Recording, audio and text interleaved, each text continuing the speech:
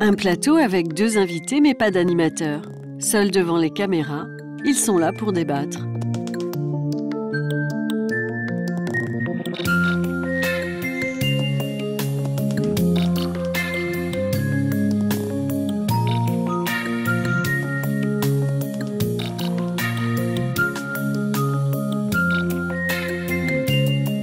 Mais pour commencer, petite présentation des protagonistes par eux-mêmes. Je m'appelle Éric Fassin, je suis sociologue, j'enseigne à l'École normale supérieure. Je travaille sur ce que j'appelle les questions sexuelles et les questions raciales. Et comme ces questions sont portées dans l'espace public, eh bien, ça m'a amené à réfléchir au statut de la science et de l'expertise dans le débat public. Deuxième invité, même question. Qui êtes-vous? Je suis Jean-Michel Beignet. Je suis professeur de philosophie à la Sorbonne, à Paris 4 exactement.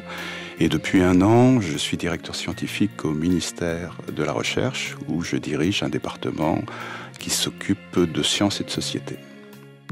Top chrono, vous avez maintenant 30 minutes pour vous exprimer et vous écouter, avec une lumière rouge qui s'allumera si on a besoin de vous interrompre. Première partie du débat. Bon, je crois que si on pose aujourd'hui la question de l'expertise, c'est essentiellement parce qu'on a affaire à une sorte de crise de confiance dans la société à l'égard du résultat des travaux scientifiques et des réalisations techniques.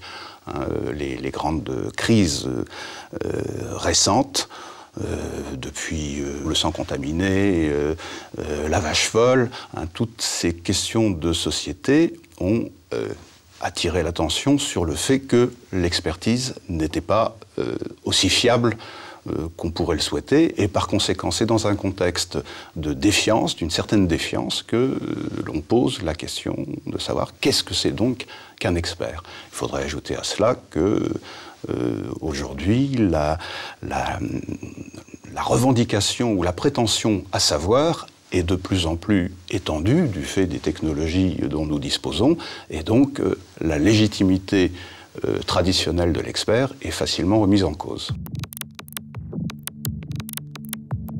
Je crois qu'il n'y a pas une catégorie de gens qui sont des experts. Il y a des gens qui sont mis en position d'être experts, c'est-à-dire à qui on demande leur avis en considérant que cet avis il est autorisé. Par exemple, nous-mêmes, qu'est-ce qu'on fait là ?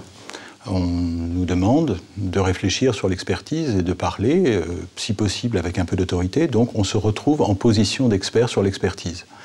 Je crois que ça pose des questions qui ne sont pas seulement de l'ordre du savoir, mais qui sont de l'ordre du pouvoir. C'est-à-dire que, à la différence peut-être de la formulation un peu négative en termes de crise de confiance, il me semble qu'il y a une formulation plus positive qui serait d'exigence démocratique. C'est-à-dire que lorsque, aujourd'hui, on prétend parler avec autorité au nom du savoir, eh bien, on a des comptes à rendre, beaucoup plus qu'avant peut-être. Donc ça n'est pas tant une crise de confiance qu'une exigence démocratique, à mon sens, pour le formuler plus positivement. Moi, je crois que, bien sûr, la composante démocratique, elle est très présente, mais l'expertise, c'est aussi un commanditaire, qui a besoin d'un ensemble de connaissances sur une question donnée. Le commanditaire, ça peut être les pouvoirs publics, l'État, ça peut être un industriel, ça peut être un décideur économique. Donc, toute la difficulté, c'est justement de faire la part, de se demander si il suffit tout simplement de savoir pour être un expert.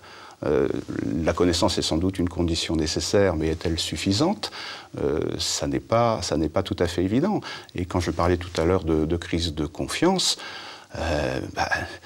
la crise de confiance, elle porte à l'encontre des experts commandités par un pouvoir, effectivement, un pouvoir politique. Mais c'est en ce sens-là qu'il y a bien une question démocratique à mon sens. Mais je crois que cette exigence démocratique, elle demande qu'on explicite le statut politique de l'intervention experte. C'est-à-dire qu'on ne peut pas faire comme si, au fond, la question de qui paye l'expertise ou qui la demande n'avait rien à voir avec le résultat.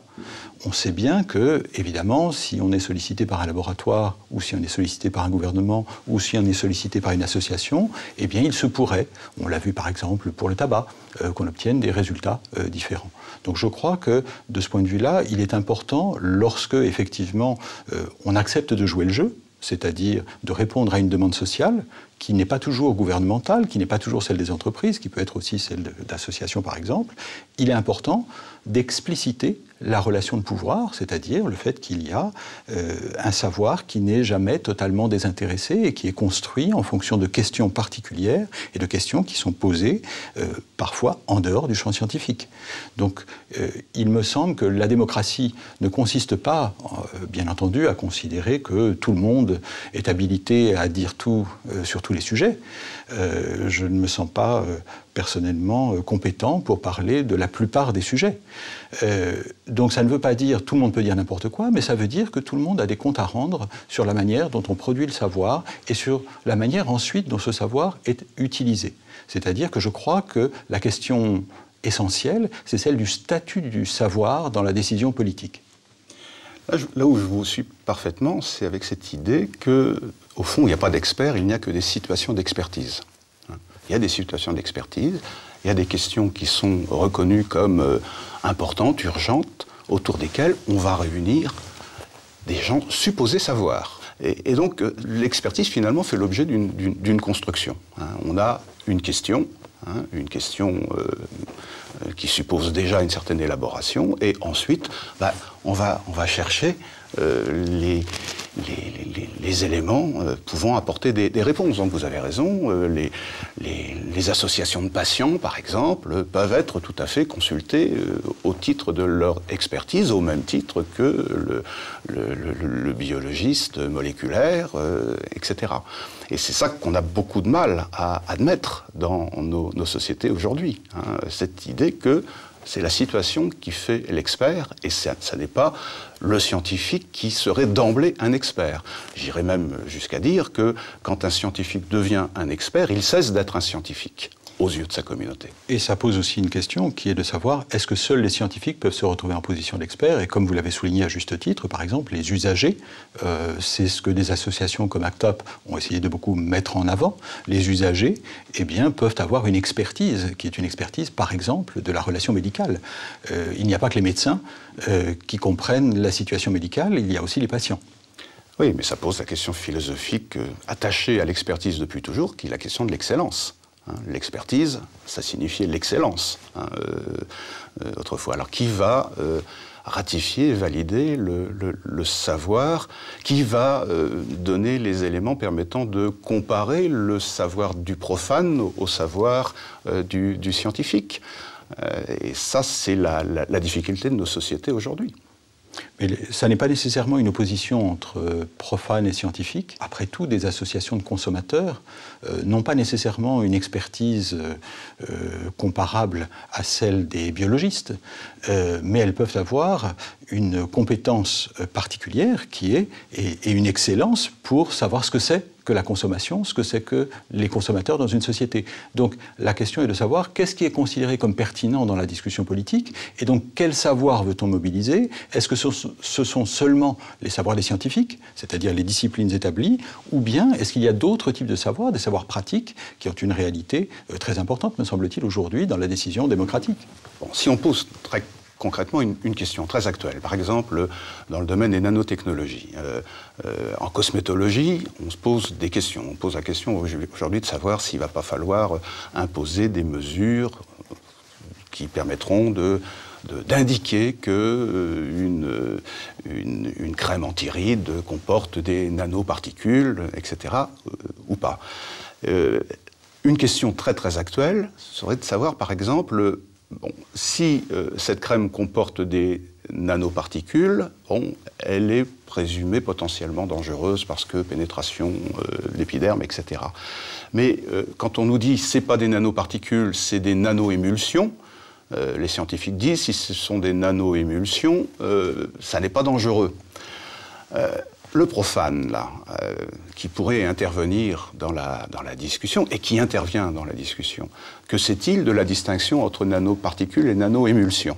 hein, qui va, au niveau des décideurs politiques et économiques, accorder autant de confiance au savoir profane, hein, qui va décider de lui accorder autant de poids qu'à la parole du nano-scientifique, hein, qui, lui, saura de quoi il parle, parce qu'il aura élaboré la chose, etc. C'est une question aussi simple que cela qui se pose aujourd'hui. Alors on dit que notre société génère des incertitudes, et par définition, si notre société génère des incertitudes, elle renvoie pratiquement tous les savoirs dans leur camp, et elle nous impose de déterminer les critères qui vont permettre tantôt de donner la préséance à tel savoir plutôt qu'à tel autre. Mais il me semble que la question de qui sait quoi est précisément un enjeu politique constant.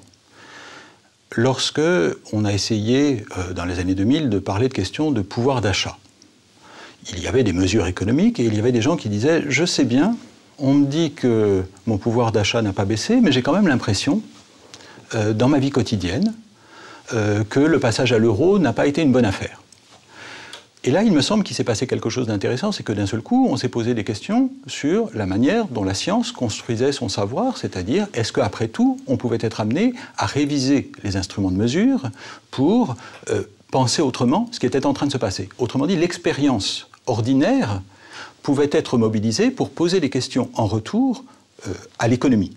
Je vais prendre un autre exemple auquel je me suis beaucoup intéressé, les controverses autour du Pacs et du mariage gay, de l'homoparentalité, bref, tout un ensemble de questions qui étaient nouvelles à la fin des années 90 et qui ont pris beaucoup d'importance dans les années 2000. Très souvent, les politiques étaient tentés d'aller chercher une expertise qui allait pouvoir montrer si c'était possible ou pas, et en général, c'était pour montrer que ce n'était pas possible. Or, il me semble qu'il s'est passé là quelque chose d'intéressant d'un point de vue démocratique, c'est qu'effectivement, certains savoirs, par la bouche de certains de leurs représentants, ont répondu présent en justifiant qu'effectivement, les lois de l'inconscient ou les lois de l'anthropologie ne permettaient pas de penser une telle ouverture. Et lorsque des mobilisations sociales et politiques ont amené à remettre en cause cette évidence, eh bien, ça a eu des effets en retour sur le champ scientifique. C'est-à-dire que d'un seul coup, on s'est dit, mais après tout, qu'advient-il de la sociologie de la famille si, au lieu de penser que, en quelque sorte, implicitement, une famille est construite à partir d'un couple parental hétérosexuel, avec toutes les variantes, bien sûr, que l'on connaît, mais si elle est amenée à se dire, et après tout, dans certains cas, ça marche autrement. De même pour l'anthropologie de la parenté. Donc je crois que de ce point de vue-là, il n'y a pas un savoir en surplomb aujourd'hui.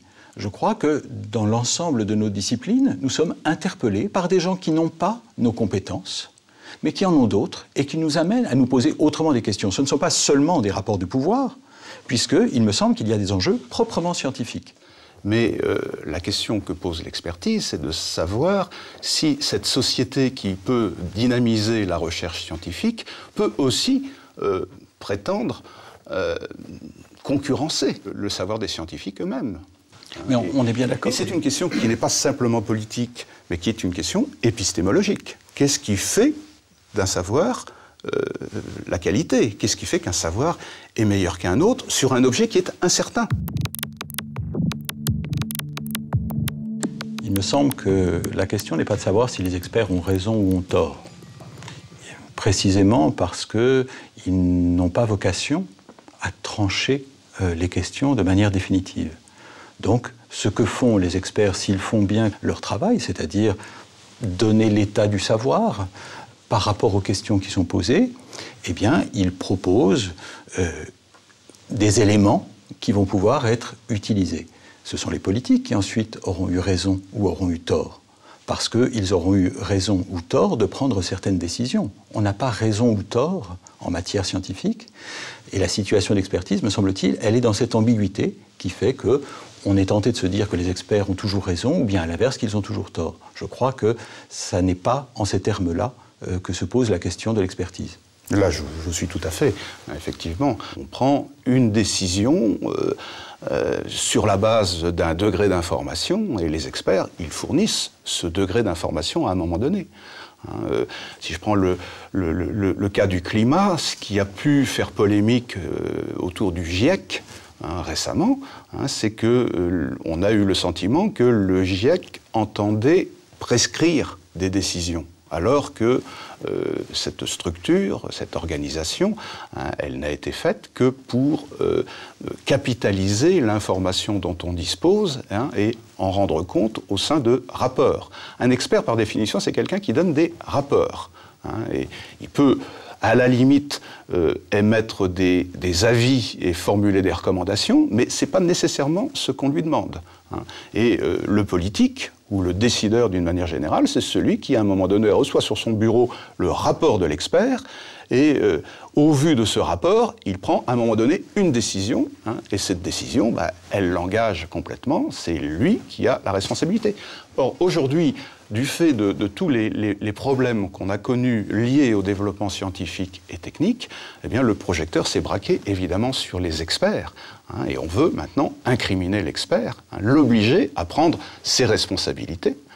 Et prendre ses responsabilités, c'est adopter une attitude par rapport à ce qu'il sait pour ce qu'on doit faire. Mais jusqu'à présent, ce n'était évidemment pas ce dont il était question. Au fond, les politiques ne suivent pas l'expertise. Ils peuvent choisir de se reconnaître dans telle ou telle forme d'expertise et s'autoriser de cette position. Et de ce point de vue-là, il y a une expression ironique qui est souvent utilisée, c'est « les experts sont formels ». En général, quand on dit les experts sont formels, c'est parce qu'on se doute que probablement cette expertise risque d'être démentie. Il me semble que là, le risque d'avoir tort est inscrit dans le fait d'être formel.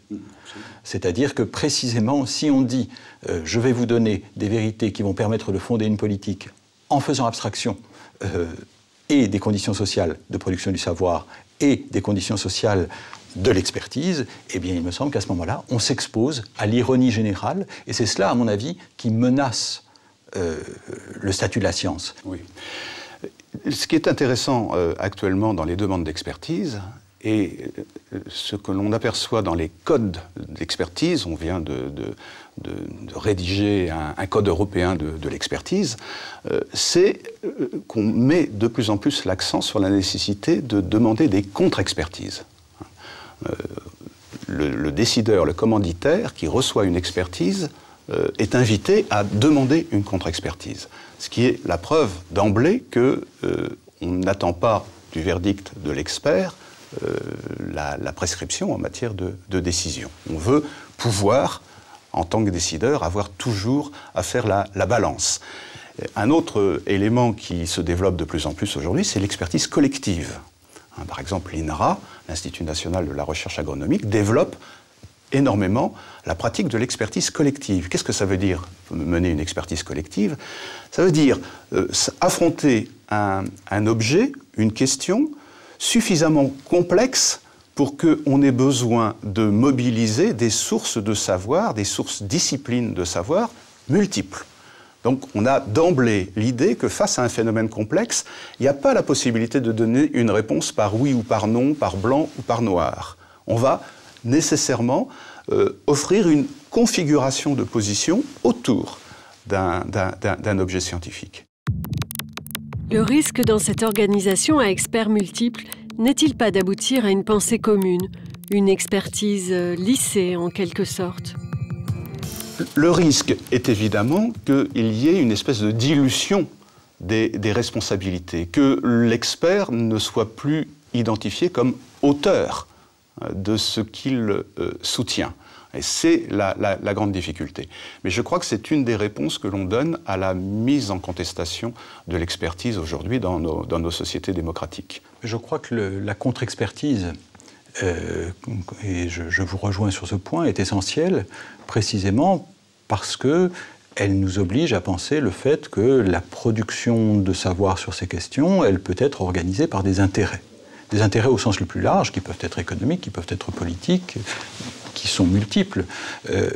Mais je crois qu'il est important d'expliciter cela parce qu'on voit bien comment la manière dont on va regarder la réalité, elle va être en partie déterminée par cela. Mais c'est la confrontation qui me paraît ensuite très importante. C'est-à-dire qu'effectivement, il ne s'agit pas de dire que chacun va produire sa vérité, mais que la confrontation de ces tentatives pour produire de la vérité, eh bien, elle est soumise à des règles. Ce que vous dites explique pourquoi la notion de conflit d'intérêts devient tellement importante dans l'univers des experts. Les codes de bonne conduite qu'on rédige aujourd'hui mentionnent toujours le conflit d'intérêts comme une norme qui doit conduire les experts à toujours, en amont de leur recherche, en amont de leur étude et de leur rapport, faire valoir les intérêts qui pourraient interférer avec leurs décisions. Mais ces intérêts, ils ne sont pas toujours seulement économiques. Ce n'est pas toujours un médecin commis comme expert qui aurait des intérêts à défendre tel laboratoire pharmaceutique pourquoi pas, en prescrivant une vaccination dans le cadre d'une pandémie. Bon. C'est pas toujours cela. Avoir des intérêts, ça peut aussi avoir souci de défendre certaines valeurs. En matière de climat, par exemple, si j'étais expert, je pourrais peut-être laisser intervenir dans ma décision l'idée que je tiens à ce qu'il y ait encore une humanité dans un siècle et je pourrais vouloir que ça prévale sur l'idée que si on limite la production de CO2, on va menacer mon bien-vivre aujourd'hui, etc. Donc un conflit d'intérêts dans un contexte de globalisation, comme on dit, dans un contexte où les problèmes auxquels on est confronté sont des problèmes planétaires, un conflit d'intérêts, ça peut être un conflit de valeurs, tout simplement.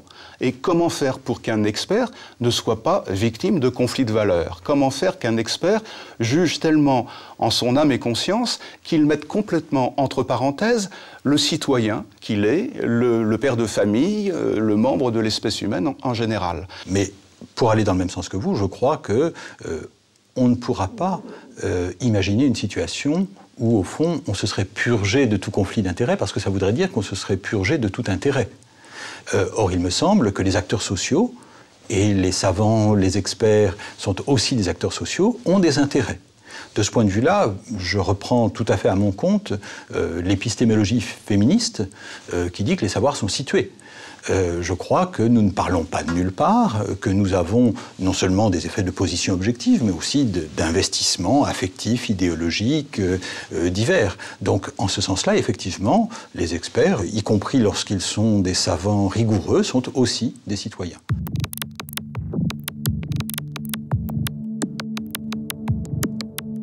Les experts sont-ils trop ou pas assez puissants dans nos sociétés ?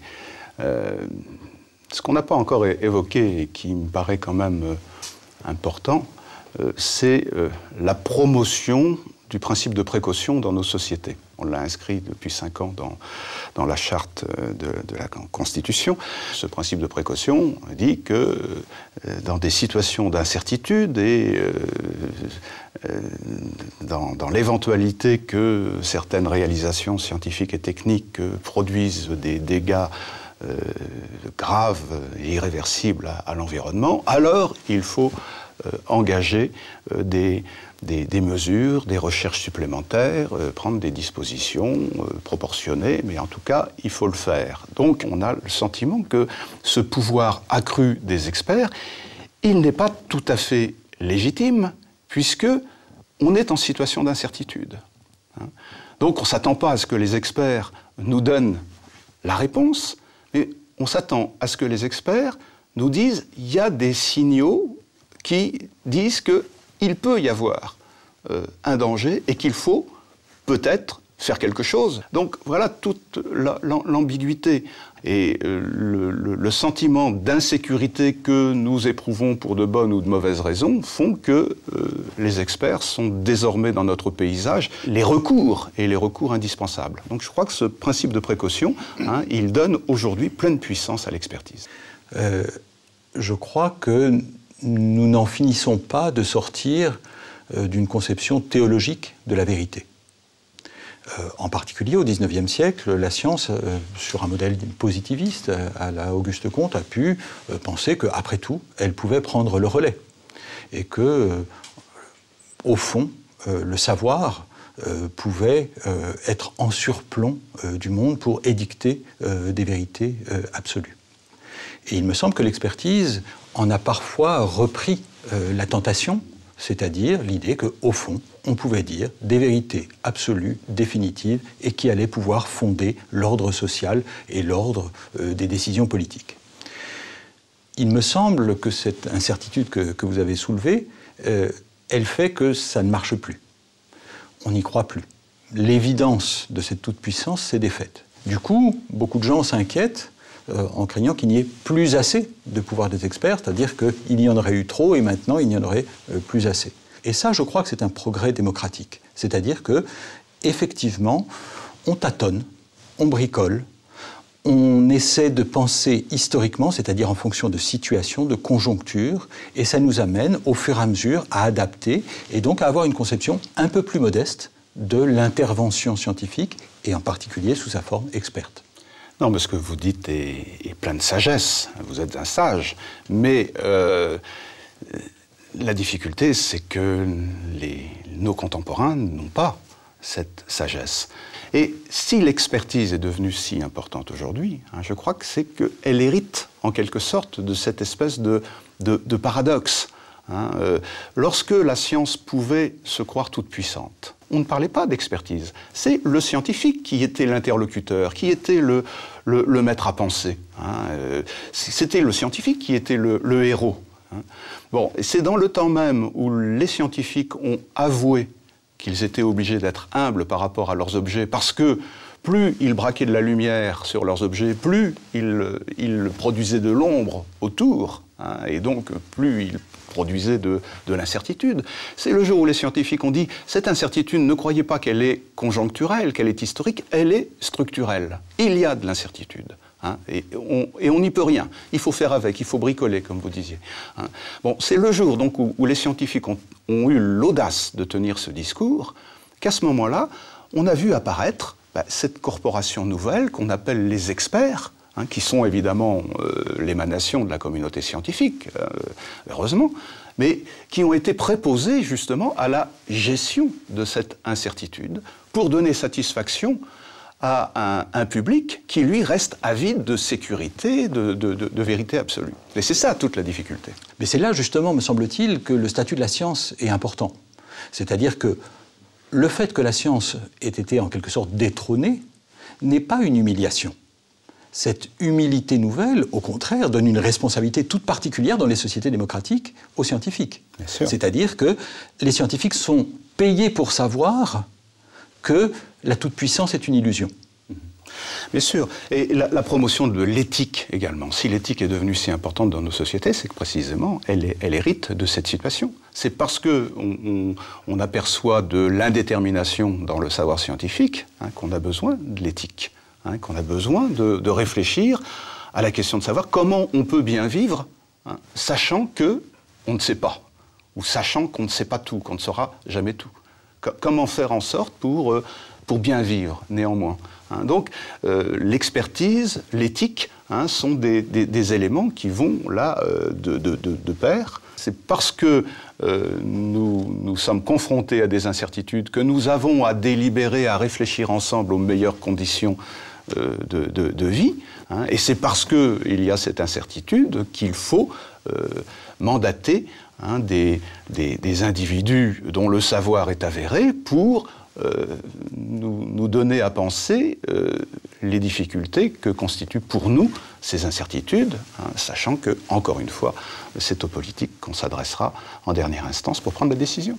Vous parliez de sagesse tout à l'heure. Je crois qu'effectivement, les scientifiques ont un rôle à jouer dans la réflexion sur ce que peut être une sagesse démocratique, c'est-à-dire qui connaît ses limites. Absolument. C'était très intéressant, mais c'est déjà fini. La semaine prochaine, on se retrouve même endroit, même principe, deux invités en face à face pour affronter des points de vue.